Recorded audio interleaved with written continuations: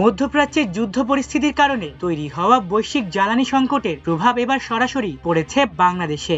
এই প্রেক্ষাপটে সরকার সরকারি ও বেসরকারি অফিসের সময়সূচিতে বড় পরিবর্তনের সিদ্ধান্ত নিয়েছে। নতুন নিয়ম অনুযায়ী এখন থেকে অফিস চলবে সকাল 9টা থেকে বিকেল 4টা পর্যন্ত, যা আগে ছিল বিকেল 5টা পর্যন্ত। পাশাপাশি ব্যাংকের লেনদেন চলবে সকাল 9টা থেকে বিকাল 3টা পর্যন্ত এবং ব্যাংক বন্ধ হয়ে যাবে বিকেল 4টার মধ্যেই।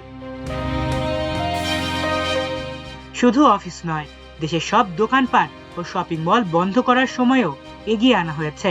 এখন থেকে সন্ধ্যা 6টার মধ্যেই সব মার্কেট বন্ধ করতে হবে, যা আজ শুক্রবার থেকে কার্যকর হচ্ছে। তবে হোটেল, ফার্মেসি, কাঁচা বাজার এবং জরুরি সেবার সঙ্গে সংশ্লিষ্ট দোকানগুলো এই নির্দেশনার বাইরে থাকবে। এই গুরুত্বপূর্ণ সিদ্ধান্তগুলো নেওয়া হয়েছে প্রধানমন্ত্রী তারেক রহমানের সভাপতিত্বে অনুষ্ঠিত মন্ত্রিসভার বৈঠকে। বৃহস্পতিবার রাতে জাতীয় সংসদ সচিবালয়ের মন্ত্রিপরিষদ কক্ষে প্রায় 3 ঘন্টা ধরে এই বৈঠক অনুষ্ঠিত হয়। পরে মন্ত্রিপরিষদ সচিব নাসিমুল গনি ব্রিফিংয়ে এসব সিদ্ধান্ত তুলে ধরেন।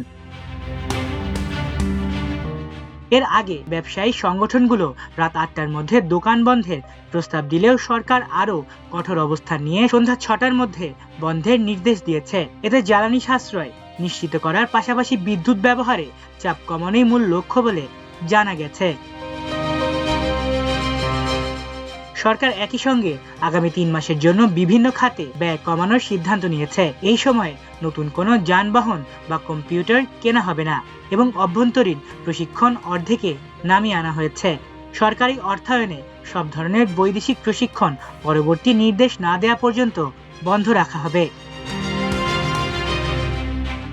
এছাড়া সভা সেমিনারের আপ্যায়ন ব্যয় 50% কমানো হয়েছে এবং জ্বালানি, বিদ্যুৎ ও গ্যাস খাতে সরকারি ব্যয় 30% কমানোর নির্দেশ দেওয়া হয়েছে। ভ্রমণ ব্যয়ও একই হারে কাটছাট করা হয়েছে।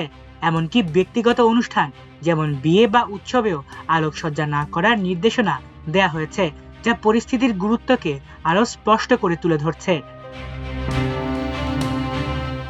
শিক্ষা প্রতিষ্ঠানের ক্ষেত্রে এখনো চূড়ান্ত সিদ্ধান্ত না এলেও শিগগিরই এ বিষয়ে নির্দেশনা আসছে। শিক্ষা মন্ত্রণালয় জানিয়েছে, পরিস্থিতি বিবেচনা করে রোববার থেকে স্কুল ও অন্যান্য শিক্ষা প্রতিষ্ঠানের জন্য আলাদা গাইডলাইন দেয়া হবে, যাতে শিক্ষা কার্যক্রম ব্যাহত না হয়। আলিফ চৌধুরী, আমার দেশ।